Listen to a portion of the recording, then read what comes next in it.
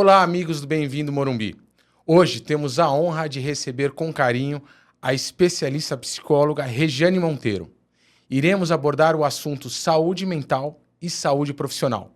Entenda como a saúde corporativa pode ser tratada e melhorada no seu dia a dia. Este episódio tem o oferecimento da agência MKT, a agência que transforma a paixão pelo esporte, valoriza e oferece uma experiência única para sua marca. Nos sigam nas redes sociais YouTube, Spotify e Instagram. Regiane, obrigado por você aceitar esse convite. Obrigada a você por me convidar. Uma honra. Saiba que todos os convidados que vêm aqui, ele tem um propósito. E dentro da sua realidade, dentro da sua condição, é proporcionar às pessoas do nosso bairro uma melhor qualidade de vida. Certo. E direcionar seus esforços para a sua saúde. Então, por isso que nós abrimos esse canal e deixamos aberto para que as pessoas venham trazer a sua expertise e somar para nós termos uma sociedade mais saudável. Tá? Então, agradeço mais uma vez. Seja bem-vindo ao Bem-vindo Morumbi. E como não poderia deixar de ser aqui o nosso início do nosso programa, a gente ouve as pessoas e a gente quer saber quem é a Regiane Monteiro. Uma oportunidade de você se apresentar e a gente poder entender, as pessoas entenderem de uma maneira clara quem é a Regiane e a autoridade que você é dentro desse assunto que nós vamos abordar hoje. Tá bom. Eu sou psicóloga clínica, né? Trabalho com a área de psicologia desde 2016, mas eu quero falar um pouquinho do que me trouxe a psicologia, que foi um processo. Né? A minha primeira formação foi em engenharia e eu fui executiva por mais de 10 anos em grandes empresas. E chegou o momento da maternidade, na época, e eu tive que fazer. Eu achei que deveria fazer a escolha entre a carreira e os meus filhos. Você é mãe? Sou mãe. De quem? Do Guilherme e da Catarina. Guilherme e Catarina? Isso. Quantos anos eles têm? Catarina está com 20, Guilherme 18. Manda um abraço para eles. Um abraço para eles. Um beijo. Um beijo. Legal. E eu quis, até por... Como as coisas são interessantes, né? Até por minha própria história, que meus pais sempre trabalharam. Minha mãe é enfermeira, meu pai era médico. Então, eu fui criada pela minha avó. Eu sentia muita falta da minha mãe quando era criança. Olha que interessante, né? Que você tem uma coisa meio transgeracional já aí, da psicologia já explicando um pouco a tua história se repetindo, né? E eu não queria repetir isso com meus filhos. Eu queria estar presente. E uma coisa levou a outra. Eu falei, nossa, como engenheiro, o engenheiro pergunta assim, cadê o manual, né? Do ser humano, da criança. Aí uma amiga minha falou assim, não. Uma amiga minha, uma grande amiga, Aline, psicóloga também, mora hoje nos Estados Unidos. E ela falou assim, não, olha, vou te emprestar uns livrinhos aqui sobre desenvolvimento infantil, vai dando uma lida, vai aplicando os conceitos e tal.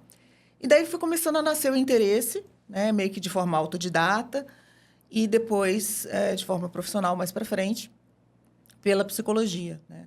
E também por uma coisa que meio que também me levou a um caminho meio que natural, que eu também queria voltar a trabalhar em algum momento, né, depois da fase da maternidade. O que é um movimento lá fora muito comum, né, das pessoas, em determinada fase da vida, trocar de carreira. Acontece muito lá fora. Aqui no Brasil é menos comum, mas lá fora é bastante. E foi esse processo que me trouxe para a psicologia. Hoje eu sou psicóloga, tenho formação em psicanálise e terminando também uma formação em casais e famílias, né, que são as minhas experiências de vida. E agora eu também estou fazendo uma especialização na NR1, que é essa nova... A normativa. Normativa, nossa nova lei, digamos assim, que regula a questão dos riscos psicossociais nas empresas. A saúde profissional. A saúde profissional. Eu, como vim dessa área, eu sei muito bem o que é o silêncio por trás da alta performance. Né? E aí, nesse momento que você estruturou a sua nova área de atuação, aí nesse momento você já tinha se desligado da engenharia? Sim. Na verdade, a engenharia... Eu nunca atuei como engenheira, de fato. Eu sou engenheira mecânica. E eu só consegui atuar como engenheira mesmo quando eu morei fora, logo depois da faculdade. Eu fiz uma especialização em motores na Alemanha. Aí, quando eu voltei, na época, no jornal aparecia assim... Contrata-se engenheiro mecânico, sexo masculino, já colocava, entendeu? Já. Hoje em dia não pode fazer isso, mas na época se fazia. É. Então, eu tive uma dificuldade de entrar no mercado e tudo bem. E aí eu fui para a área comercial e marketing. Acabei indo para uma área completamente diferente, mas que eu me desenvolvi bem também. Eu gostei bastante.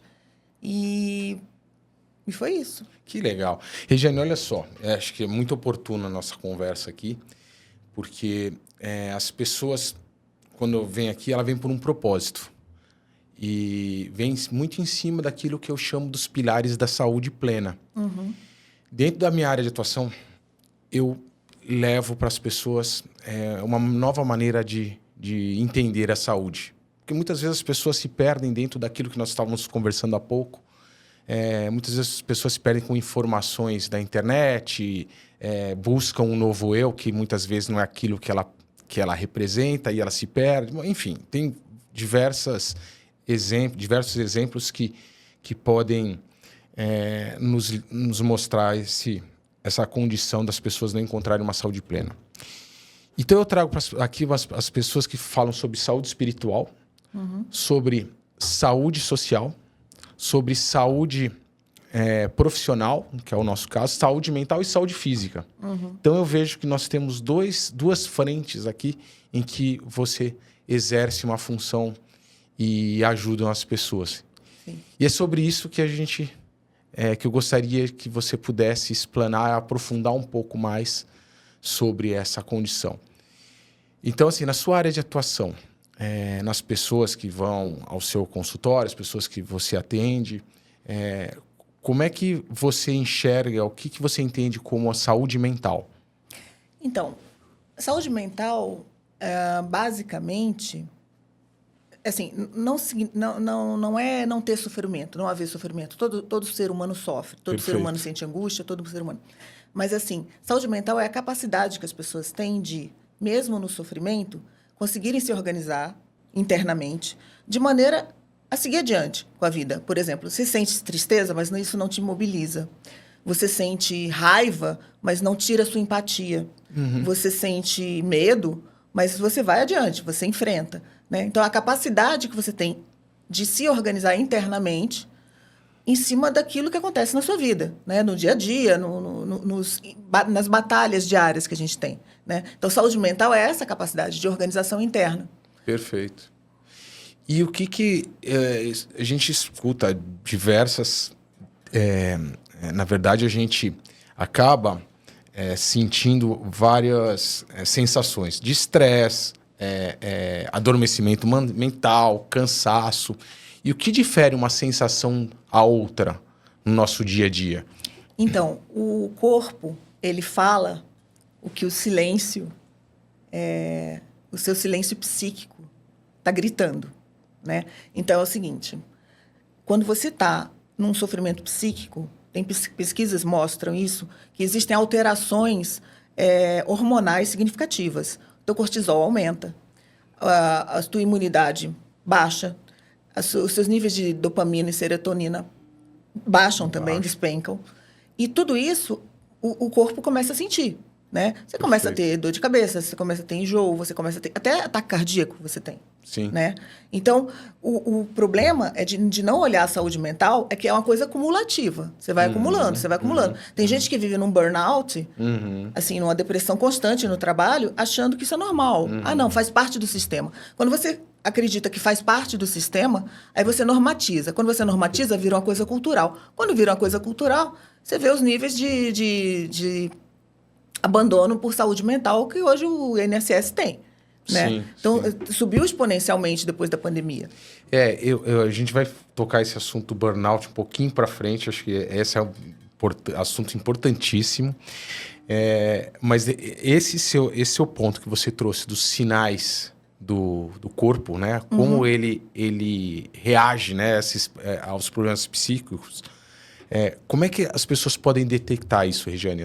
Porque nós temos hoje na sociedade pessoas que, como você falou, que adormecem, que dormem mais, que não dormem, que estão estressados, o cortisol está alto. Quais são os sinais para essa pessoa hoje poder falar, opa, eu estou com estresse alto? Quais são hoje, dentro da terapia, como é que a gente pode fazer essa... Porque, como você falou, as pessoas estão normalizando situações de cansaço, de estresse, de falta de vontade. Como é que essas pessoas podem buscar ajuda? Em que momento? Olha, eu costumo dizer, você tem que ouvir o seu corpo, né? Você tem que parar em alguns momentos do seu dia, né? Tentar relaxar a sua cabeça, relaxar a sua mente e pensar o que você está sentindo de fato. Só que assim, por que isso é difícil de dizer? Porque quando você está na terapia, o sintoma aparece, mas o sintoma aparece sem um nome, né? Muitas vezes vem a terapia é justamente isso. A gente não busca, a gente não traz as respostas, mas a gente traz as perguntas importantes que você faz a si próprio para nomear o que está acontecendo com você. Então, por exemplo, vem uma pessoa e fala assim, nossa, eu explodo de raiva. Mas em algum momento na terapia, ele se permite ver o que aconteceu, onde foi que aconteceu isso, que ele percebe que aquela raiva, em algum momento, não foi legitimada. Perfeito, né? perfeito. Uma raiva que não foi legitimada em algum momento. E isso, na terapia, vai transformando. A cura vem, como dizia Freud, a cura vem pela fala. Né? Quando você nomeia um sentimento, um sintoma que está acontecendo com você, com um sentimento, e o que foi que aconteceu no teu passado, quando você traz esse trauma à tona, à consciência, quando você começa a conseguir renomear isso, né? O porquê disso que ter acontecido com você, aí vem a verdadeira cura psíquica, né? Então, é muito difícil falar assim, olha, é muito pessoal, né? O que vai vir à tona no seu corpo, né? Durante a terapia, durante o processo terapêutico, você vai entender o que foi que trouxe isso. É um processo. É um processo. Perfeito. É um processo. Perfeito. E onde está a ferida, está normalmente lá atrás. Está lá normalmente nas primeiras experiências da infância. Você tem esse regresso dentro dos sinais vitais, dos sinais físicos. Físicos. Olha que interessante. Porque o bebê, quando o bebê nasce, o bebê não tem linguagem ainda, né? Você é todo corpo, você é todo sentido, você é tato, você é olfato, você é visão, né? Então, como é que cada um vai sentindo esse ambiente e como é que esse ambiente reage a você? Se esse ambiente é um ambiente acolhedor ou se é uma ameaça, né? Então, você disse que as sensações que você tem na primeira gestação, na primeira infância, né? Elas são carregadas para o resto da vida? Sim, são carregadas para o resto da vida.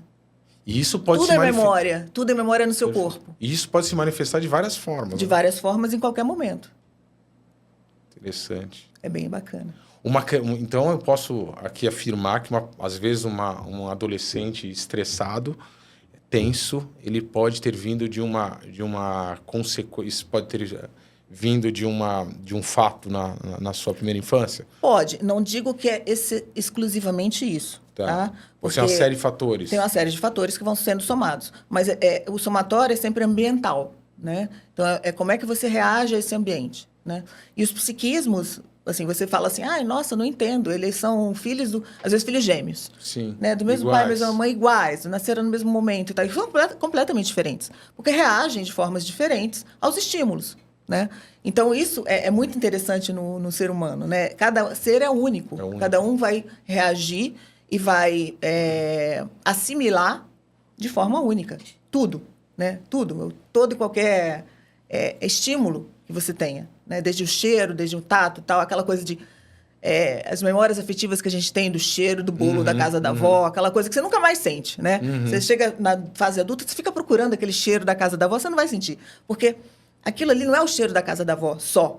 Ele vem carregado de afeto, carregado daquele amor, sabe? Então, isso é muito único, né? Então, é aquela coisa do pertencimento. E tudo isso, a criança que vai carregando isso, né? E o adulto, muitas vezes, esquece da criança que foi e começa a sofrer, né? A gente sempre acha que nasceu ontem, né? Porque a gente só olha para o presente, né? Ou, e às vezes, muitas vezes, para o futuro. E a gente esquece um pouco desse regresso. Exato, exato. Olhar um pouco para as cargas afetivas positivas é muito bom, né? Às vezes você voltar para um momento bom na sua vida. Às vezes você está mal e tal, mas ter uma Sobrecarregado. lembrança de algo bom. Uma âncora, né? Que possa te levar. Exato, que leva para isso, já te dá um certo alívio emocional, né? Então, é Isso é bom uma a gente dica. ter. Isso é uma dica. Isso é uma dica. É uma dica. Excelente. Isso é uma dica. Ô, Jane, eu não sei, assim, isso é uma forma, é uma sensitiva minha, mas eu tenho atendido pessoas, clientes, que com maior volume de casos com estresse. Isso tem aumentado no consultório também, ou é impressão minha, da minha área? Sim, Tem aumentado aumentado bastante. O que você atribui isso hoje? Uma maneira bem generalista. Olha, até pelos gráficos que a gente vai ver depois, e logo depois da pandemia, quer dizer, a pandemia foi uma ruptura importante, né, no sistema social como um todo, de relacionamentos, né? Então, as pessoas deixaram de ir para os seus trabalhos e ficar em casa, né? Houve uma coisa muito boa, que a gente teve uma evolução de 10 anos em um, que foi a questão tecnológica, né? Então, eu não sei se você lembra antes da pandemia. Verdade. Uma reunião via Zoom era uma coisa... Verdade. Né? E eram projetos que estavam engavetados há anos e de repente... engavetado e de repente, bum, veio, né? E com tudo isso, também uma necessidade de adequação a todo esse movimento tecnológico, né? Que a gente até está aqui por isso, muito por isso. Uma adequação e uma ansiedade em relação a isso também. Gerou ansiedade, porque toda mudança gera ansiedade. Você não sabe o que está por vir, né? Então, todo mundo fica naquela coisa assim, o que será que vai vir e tudo mais. Então, essa ansiedade foi sendo gerada a partir da pandemia. Com a saída da pandemia, teve um outro boom, que foi justamente esse reencontro social. Como é que vai ficar minha vida agora? Como é que vai ficar meu trabalho? Será que eu vou conseguir... As pessoas se acostumaram com esse modelo de ficar trabalhando online, essa coisa de voltar para o híbrido. A ansiedade das crianças, muitas crianças que foram alfabetizadas durante a pandemia, mal alfabetizadas entre aspas, né? Sim. Tentaram ser alfabetizadas durante a pandemia. Foi um problema para voltar para a escola, foi um problema... Tudo isso foi gerando. Só que assim, está no acúmulo disso tudo. Foi aquilo que eu te falei, não vem do nada. Sim. Né? O estresse que as pessoas têm hoje, esse aumento do estresse, está vindo aí nos últimos 5, 6 anos. Né? E as cargas emocionais que você vai ver no gráfico corroboram isso. Né? Então, não é um acúmulo, gente. Não é do dia para a noite. Né? A mesma coisa, a terapia. As pessoas falam assim para mim, poxa, por que terapia demora tanto? Né? Primeiro, é um processo pessoal. Sim. Né? Vai depender da sua entrega ao processo. Né? E segundo, você não fez aquela ferida hoje. Essa ferida está sendo construída em você há anos, às vezes décadas. Né? E como é que você vai fazer para voltar a entender o que aconteceu com você, onde foi que aconteceu essa ruptura, né? E ressignificar isso? Ninguém pode te dizer quando vai acontecer. É o processo. É um processo. E cada um vai ter um processo diferente. E eu, assim, trazendo novamente a figura de um adolescente, eu falo isso porque eu estou vivendo isso, eu estou percebendo as consequências disso tudo dentro de casa. Né? Agora a gente conversávamos sobre nossos filhos, e eu vejo, por exemplo, eu tenho um filho mais velho em que ele foi filho desse problema da pandemia. E hoje, onde está refletindo o ponto principal? Hoje ele está sofrendo, por exemplo, com questões da matemática, em que o problema não é agora. O problema foi que ele não formou a base do raciocínio matemático lá atrás. Então foram 2, 3 anos em que eles foram sendo empurrados, só que não formou o alicerce para que ele pudesse ter essa condição matemática de que hoje o segundo ano do ensino médio exige, né? E isso vai aumentando o nível de estresse dele, porque ele ainda não sabe o que está acontecendo. Então ele fica estressado, porque não é que ele não sabe, ele está entendendo, mas está faltando uma peça no quebra-cabeça. E isso é uma maneira da gente confirmar isso tudo que você está falando, que esse pós-pandemia trouxe consequências até para nós, né? Sim. Trouxe muitas consequências. E você, como pai, é interessante porque não estressa só ele, estressa a família como um todo. Como um todo. Porque a família é um sistema. Sim. Um sistema interrelacionado. Aliás, todos somos interligados. As pessoas... É difícil entender isso, mas todos estamos interligados de alguma maneira. Nós estamos aqui por isso. Essa é uma das coisas que eu defendo. Todos somos organismos vivos, estamos interligados de alguma forma. E o primeiro grande organismo vivo é a família, né? Então, quando um sofre na família, todos sofrem. Todos sofrem. Né? Todo o sistema sofre, né? Então, você identifica aquele que está com um sintoma mais profundo. Normalmente, uma criança sente isso mais sensível, do que um né? adulto, porque nem o cérebro está formado, e o psiquismo dele ainda está muito jovem, não está amadurecido, né? Então, é muito diferente para o adulto, porque a gente olha assim, acha assim, uma coisa simples para a gente, para ele não é. Ele está em toda uma fase de transformação que a gente passou e já esqueceu, eu falo isso, poxa, eu sempre falo isso, quando eu vejo os meus filhos, eu penso, nossa, mas o que será que eu estava pensando nessa fase, nessa idade? Sabe, tentar se colocar, ter empatia, tentar se colocar no lugar do outro, é um bom exercício também, né? De você tentar entender o que aquela criança está passando ali, o que aquele adolescente está passando ali. Ajustar, né? Ajustar isso daí, né? Então, até esqueci a pergunta que você fez. Não, nós estamos citando casos de hoje que estão sendo reflexo de tudo que aconteceu na pandemia. Sim. Né? Nós citamos o caso dos adolescentes que estão com falta de... E os adultos também. Adultos também. Exato, né? os adultos também. Então, é uma somatória de problemas que vem se acumulando e, de certa forma, não sendo resolvidos, né? As pessoas têm uma tendência aí... Parece que saúde mental é uma coisa que não é prioridade. Né? A prioridade está em todas as outras coisas. Na só saúde física, quando chega no limite, né? No trabalho que você tem que ganhar o sustento e tudo mais, Sim. e eu entendo perfeitamente isso. Todo mundo precisa, Sim. né? Você tem suas obrigações, você tem suas principalmente quem tem família. Mas se você não... A saúde mental é o alicerce de tudo. Se você não tiver com a sua saúde mental em dia, você não faz nada. A verdade é essa, tá? Você não levanta de manhã da cama, você tem medo, você paralisa. Você tem raiva, você explode. Então, se a sua saúde mental não está em equilíbrio, né? Você... Mais uma vez, o equilíbrio entre as saúdes. Né? Entre a saúde.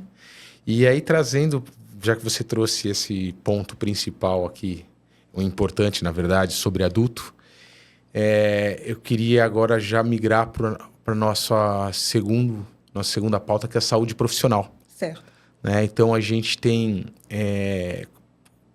todo essa desequilíbrio que você citou agora acaba refletindo na saúde profissional. Sim. E dessa maneira, hoje, eu vejo que o corporativo sangra muitas vezes de forma silenciosa. Sim. Porque muitas vezes você vê os números não atingindo aquilo que foi planejado e, muitas vezes, o problema está nessa base, né, da equipe. Está sangrando por um outro motivo, né? Vou usar essa linguagem figurativa, mas ainda as empresas não estão preparadas para enxergar esse problema porque eles não sabem como solucionar. Sim. Eu vejo ainda essa falta de entendimento, que acredito que nós viemos de uma era industrial, que foi feito todo o código de defesa aos funcionários, às empresas, enfim, todo o sistema foi baseado nisso. E hoje nós vivemos uma nova era. Né? A gente tem diversos tipos de empresas que fazem, inclusive as empresas de tecnologia, que não existia lá atrás, que é uma demanda diferente. Então as pessoas estão se adaptando e muitas vezes a empresa não está preparada para acolher essas pessoas de uma maneira adequada. Então, assim, na prática, como é que está esse cenário profissional, da saúde profissional? Então, com relação às empresas, o Ministério do Trabalho, desde 2023, se eu não me engano, não, antes, 2021, não sei direito a data, refez, né, a norma. Não, a NR1 não é recente, ela é antiga. Mas ele refez a norma de forma que as empresas começassem a se adaptar e isso vai ser começado a ser cobrado, de fato, a partir de maio do ano que vem. Um termo que ganhou muito destaque nos últimos anos, inclusive muito por conta disso que a gente vem conversando aqui, falando, é o termo burnout. Uhum. A gente está ouvindo falar, as pessoas, tá com burnout. Como é que ele se manifesta na prática hoje?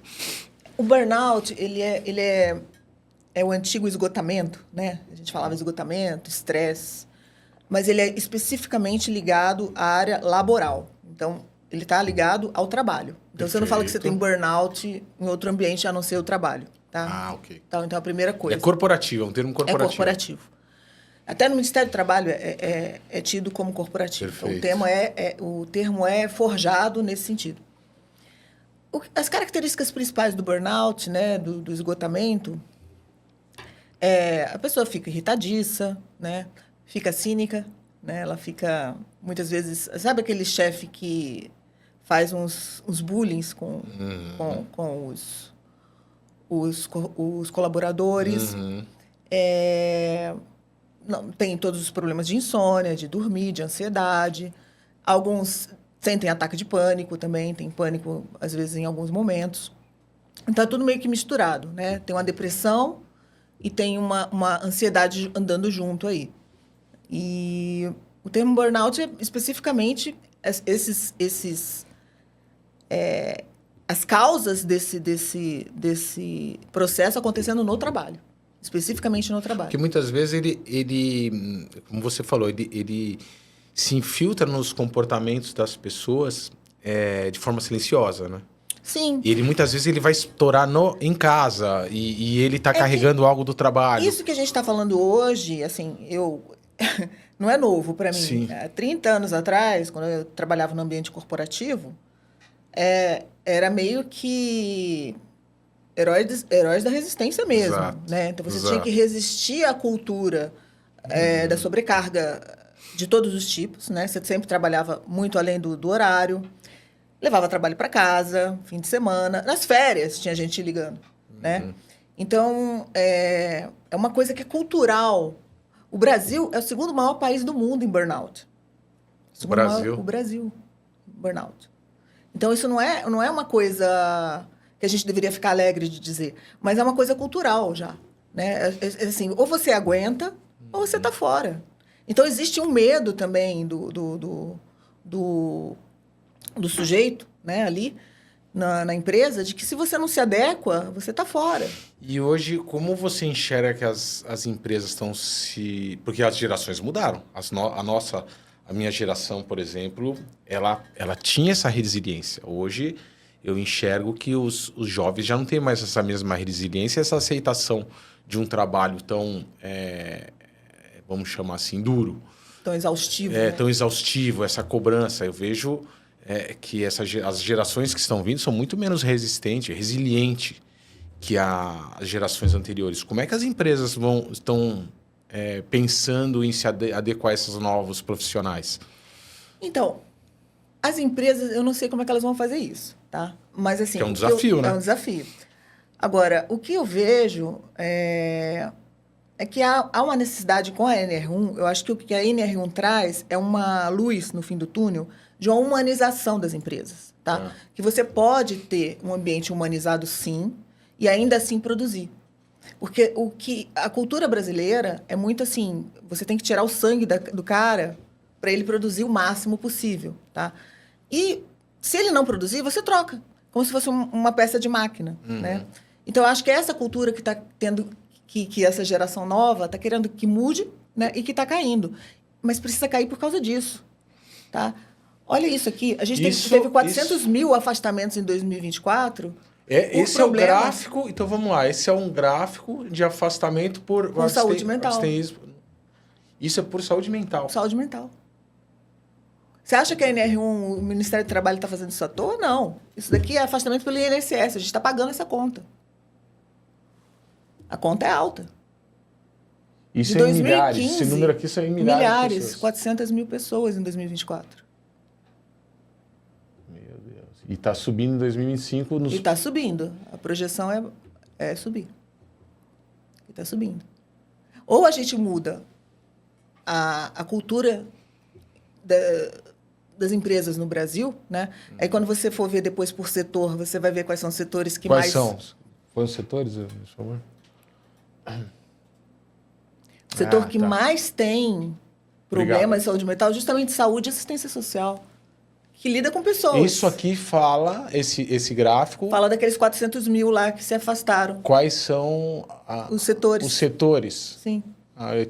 Eu tinha uma próxima pergunta que ia perguntar exatamente isso. Quais eram os setores com maior índice de abstenteísmo. Saúde e assistência social em primeiro lugar. Em segundo lugar, educação, escolas. Tá? Em terceiro lugar, administração pública. Aí vem comércio e varejo, tecnologia e tal, com suas fatias significativas também.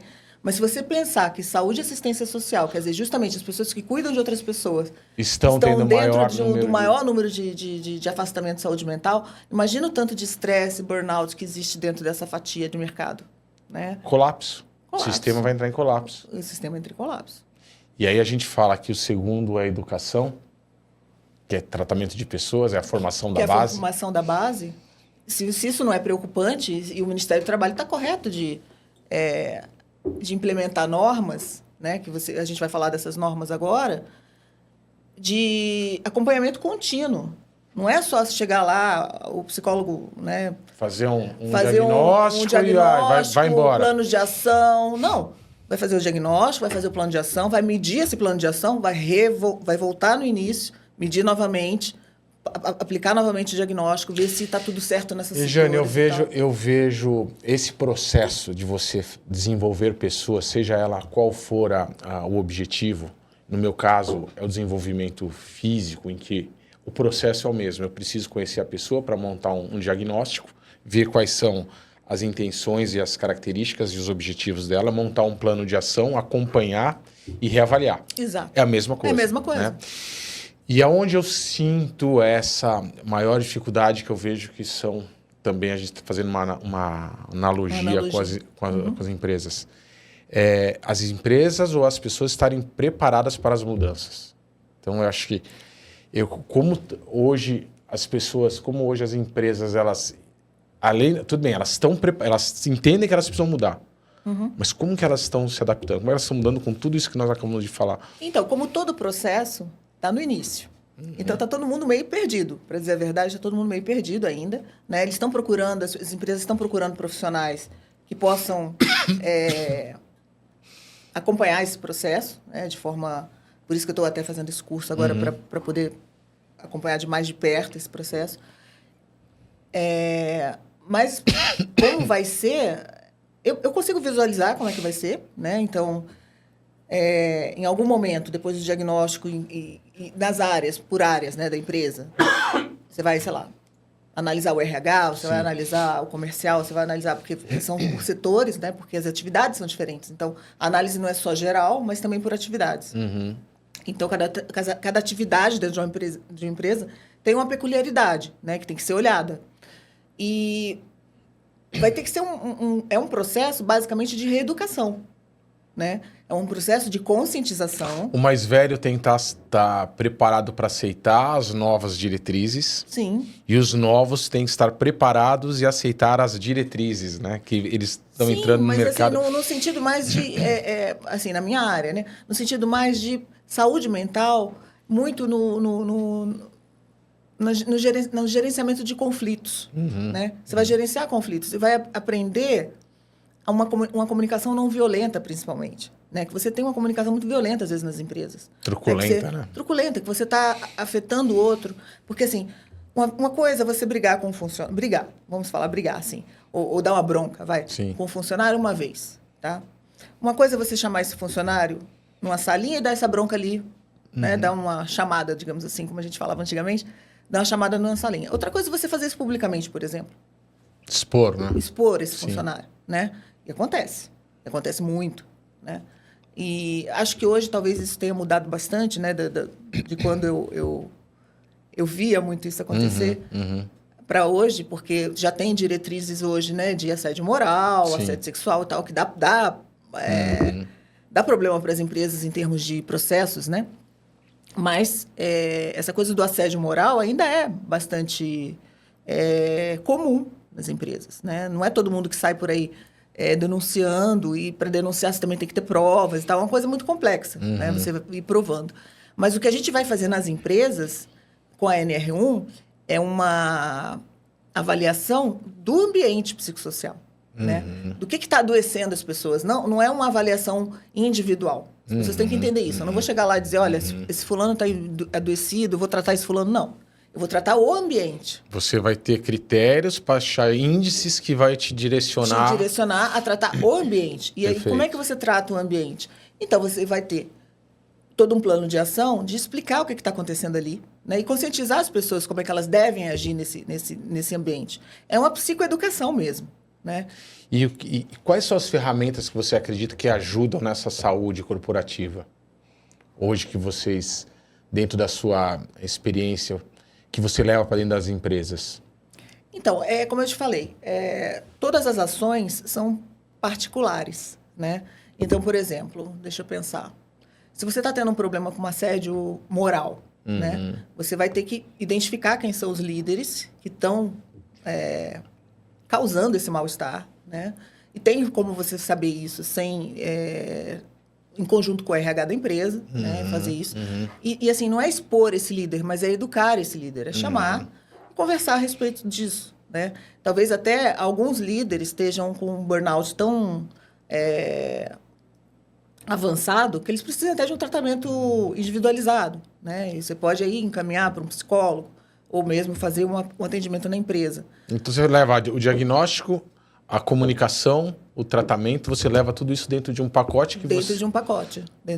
E assim, não é feito só por uma pessoa. Então, se você vai ter, por exemplo, quando eu faço esse trabalho em conjunto com outros colegas, né? Então a gente leva uma mão de obra especializada, né, que já tem um diferencial nesse sentido, para fazer esse trabalho. Não é um trabalho feito por uma pessoa só. Dependendo do tamanho da empresa, é impossível, inclusive. Sim, lógico. Então... eu te pergunto isso porque eu atendo, através da minha agência de marketing, a gente atende empresas com atividades físicas. Né? Então, a gente leva, né, as pessoas para o que vocês precisam. E a gente faz exatamente o mesmo processo. O que vocês precisam? Às vezes a pessoa precisa se relacionar com a equipe e muitas vezes essa equipe se relacionando dentro de uma sala não vai ter o mesmo efeito do que próxima à natureza praticando uma atividade física, onde as pessoas elas se tornam, abaixam a guarda, né, que a gente chama. E ali você muitas vezes detecta muitas características pessoais e corporativas que dentro de uma sala ela não consegue expor muitas vezes, né? Então eu pergunto isso porque o esporte eu enxergo como uma ferramenta muito forte para você poder trabalhar dentro de uma corporação, só que eles não sabem como trabalhar, né? Às vezes as pessoas não sabem. É uma ideia muito interessante. O esporte, não tinha pensado nisso. O esporte ele é uma ferramenta extremamente valiosa que as pessoas não sabem trabalhar. Não é que não sabem, não tem conhecimento, não é obrigado a saber. Então, por exemplo, dentro de uma canoa havaiana eu consigo detectar quem é o líder, quem é a pessoa que é colaborativa, quem é aquele que vai contar o número da remada. Então, tem várias funções que são expostas dentro de uma atuação esportiva que você consegue saber o perfil de cada indivíduo, né? Então, num rafting, numa descida, como é que eles reagem? Fazendo uma caminhada. Então, assim, o esporte é uma ferramenta com várias modalidades e infinitas possibilidades. Sim. Então, isso eu enxergo uma maneira assim, de poder contribuir para os esportes coletivos, né? Coletivos e individuais também. Vai depender muito desse diagnóstico que você traz. Mas, essa empresa está com determinada doença, vamos buscar algo que faça sentido trazer para eles, essa experiência. Bacana que eu acho que quando você fala do esporte, né? Quando você tira o indivíduo de um determinado ambiente, né? No ambiente corporativo, seguro, um ambiente, né? Que você, bem ou mal, muitas vezes você se sente ameaçado o tempo inteiro. Você se sente ameaçado se você não der resultado, você se sente ameaçado do seu cargo amanhã depois estar à disposição por algum motivo, você se sente ameaçado porque a empresa pode estar indo mal das pernas e ter que mandar alguém embora, você pode ser um desses na lista. Então, você se sente ameaçado o tempo inteiro, se você parar para pensar enquanto colaborador, enquanto funcionário, né? Então, é um ambiente que você está ameaçado e você leva para um outro ambiente que você está Exato. relaxado, né? E as pessoas podem ser aquilo que a gente estava falando, do self. É isso, né? é isso. As pessoas Ser podem ela mesma, né? Ela mesma. É isso aí. Né? Porque na empresa você veste a carapuça ali do profissional, você tem que ser o cara bom, você tem que ser... né? E você tem que estar no controle o tempo todo, você tem que estar bem o tempo todo, tem que estar sorrindo o tempo todo, tem que estar batendo metas e tudo mais. Como se isso fosse possível ser feito 100% do tempo, né? Você não é isso 100% do tempo, né? Então, quando você traz você fatores, muda o ambiente para outro desafio, ambiente, né? E os desafios e a brincadeira, o lúdico, né? Que você traz do esporte, né? Que volta de novo lá para a criança, para quem você realmente é. Por isso que você tem esse momento de enxergar de fato o colaborador, o líder, o cara que faz a contagem e tal, porque ele trouxe o verdadeiro self dele ali. Né? Exatamente. E na empresa, ele está se comportando para se adequar a uma caixinha. É isso aí. Né? Então, quando você está adequado ali, você não é você. Por isso que você está trazendo isso, que o esporte traz o teu verdadeiro self. É isso aí. É isso aí. A gente vai conversar mais sobre isso. Legal. Regiane, nós estamos caminhando para o fim. Ah, que pena. Gostei. Mas nós temos aqui um terceiro bloco que a gente conversa, que é o nosso bloco, chama-se Momento Café. Ah, que legal. Esse café que que foi servido aí pelo Luiz, ele tem um motivo muito simbólico no nosso programa. Que as pessoas, de uma forma genuína, eles indicam o que você ama fazer no nosso bairro, Morumbi. E no seu caso, eu preparei uma diretriz aqui, que a gente vai fazer uma brincadeira, para você falar sobre cada um desses pontos que eu vou expor agora. Então, é um desafio, você vai uma brincadeira, né, na verdade, legal. E eu vou falar e você vai me dar essa resposta. Tá bom. Que eu brinco, né? Se o Morumbi fosse uma empresa, o que você recomendaria para os cuidados da saúde emocional dos colaboradores do Morumbi? Se o Morumbi fosse uma empresa que, olha só, nós estamos falando de 330 mil funcionários, muito mais que uma empresa Olha, eu vi uma grande. Coisa que agora me veio à cabeça porque você falou isso. O Morumbi é um bairro muito arborizado. Exato. Né? E eu gosto de passear pelo Morumbi. Eu vi uma coisa que eu fiquei apaixonada quando li. Na Nova Zelândia, os moradores estão plantando árvores frutíferas ao longo dos caminhos. E as pessoas podem colher essas frutas, né? Então, se fosse uma empresa, eu arborizaria o bairro. Com árvores frutíferas. Que legal, ótimo. Para as pessoas poderem colher essas frutas. Maravilha. E eu viria do meu bairro para colher também, se pudesse. Olha só. Agora uma segunda. Se você pudesse colocar um outdoor na Avenida Morumbi, na Giovanni Gronchi, com uma mensagem sobre saúde mental, o que você escreveria para as pessoas que vão passar naquele trânsito todos os dias e vão ler uma mensagem de impacto nesse outdoor? Sobre saúde mental?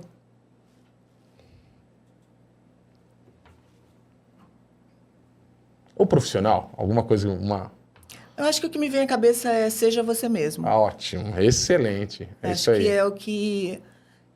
Be yourself. Be yourself. Be yourself. Be yourself. Porque não tem nada mais patologizante, não tem nada que cause mais doença psíquica do que você tentar se encaixar no que você não é. Então, o be yourself é muito forte. Muito forte. Forte. Verdadeiro, muito forte. Verdadeiro e autêntico. E autêntico. E agora uma última pergunta. Para os nossos... Aí você pode olhar para aquela câmera ali. Um livro que você indicaria para essas pessoas falando sobre saúde mental e saúde profissional? Que livro você indica? Inclusive para mim. Olha, eu vou indicar o meu livro de preferência. Não é um livro de saúde mental nem profissional, mas é um livro que marca a minha vida em muitos aspectos e que eu acho fundamental todos lerem, é O Pequeno Príncipe. Ah, ótimo. Que legal. É verdade. Eu acho que é um livro que resgata muito dessa coisa do self, né? Da infância e da autenticidade. né? Então, eu acho que é muito mais do que um livro teorias, infantil, né? Muito mais do que teorias. Eu acho que é um livro que tem muito significado simbólico.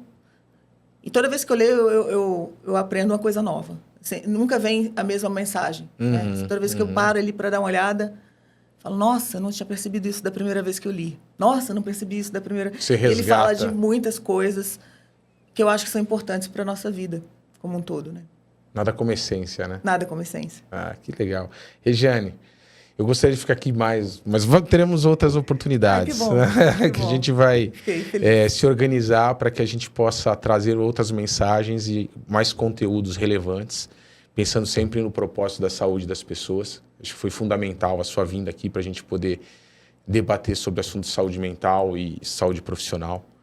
Esse canal aqui ele está se fortalecendo através de pessoas e profissionais, que é o seu caso, que estão dispostas a ajudar novas pessoas. Acho que se não fosse por isso eu não estaria aqui. E você também não, né? Algo que nós conversamos antes. Então, eu quero agradecer muito a sua vinda. Eu agradeço muito a oportunidade. Eu gostei muito, foi meu primeiro podcast. Não, terão outros. E a ideia, achei muito interessante. A ideia, assim, como eu gosto muito de... Eu sou muito legítimo, eu gosto muito de prestigiar aquele que reconhece a necessidade de um ao outro. Né? Então, assim, eu reconheci a sua necessidade através do Hernani, né? Que é um amigo meu, que está fazendo um trabalho excelente com você, inclusive, Hernani. Parabéns pelo trabalho. Grande fotógrafo. É um fotógrafo sensacional, pessoa incrível. Então, eu reconheci a sua necessidade. Então, a gente está aqui muito mais por... eu quero trazer pessoas que têm influência. Não, eu quero pessoas reais que possam trazer mensagens duradouras e mensagens que possam ajudar pessoas. Então, obrigado. Obrigada a você. Eu espero ter contribuído de alguma maneira. Muito, muito. Que bom. E muito obrigado por mais um podcast do Bem-vindo Morumbi. Você que assiste nos assiste aqui no canal do YouTube, Spotify, Instagram. Siga-nos para outros episódios. Tchau, um abraço.